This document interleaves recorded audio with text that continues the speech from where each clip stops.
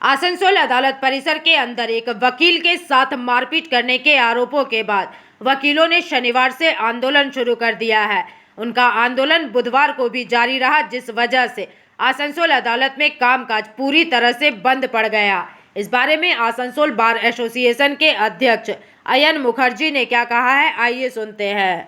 आज के আপনাদের একটা মিটিং করলেন তাই তো, কি সিদ্ধান্ত হলো মিটিং এ আপনাদের?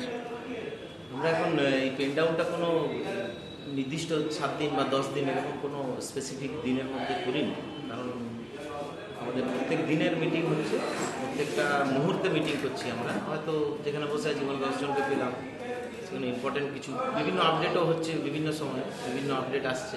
তো আমাদের উদ্দেশ্য এটা নয় যে অচলাবস্থা তৈরি করা বা কোর্টকে বিচার ব্যবস্থাকে অচলাবস্থা তৈরি করা, এটা আমাদের মেন কারণ নয়। আমাদের কারণ হচ্ছে কোর্ট ক্যাম্পাসের ভেতরে যদি কোনো ঘটনা ঘটে, তার যদি কোনো পুলিশি তদন্ত শুরু হয়, সেই তদন্ত শুরুর সাথে সাথে তদন্তর আওতার মধ্যে অ্যাটলিস্ট ডিস্ট্রিক্ট জাজ, bar association as well as court inspector, এই তিনটে অথরিটিকে অ্যাটলিস্ট সঙ্গে নিয়ে একটু এগোনো। তারপর যদি কিছু মনে হয় যে এগোবার যাবে, তখন এগোলে এইটা আমাদের ছিল দাবি। কিন্তু সেখানে আমাদের কোনোরকম দাবি তো ছেড়ে দিন, আমরা জানতেও পারিনি যে এইভাবে 7-8 লোকের ওপর বা উকিলের ওপর মামলা। সেখানে লেখা আছে all other associates and advocates, ধরুন অ্যাসোসিয়েটস মানে অ্যাডভোকেটস, উকিলের অ্যাডভোকেট তো অ্যাসোসিয়েটস তো অ্যাডভোকেটই হবে। তো তাই আমাদের মেন দাবি দাবাটা ছিল যে আপনি মিসনোমার উল্টোপাল্টা লোকের নামে এরকম মামলা করলেন, যারা সেই মুহূর্তে সেই জায়গায় কোর্টে ছিল না বা সেই মুহূর্তে সেই জায়গায় উপস্থিত ছিল না, সেটা না বিচার করে হুড়োহুড়ি করে একটা মামলা করার কী দরকার আছে?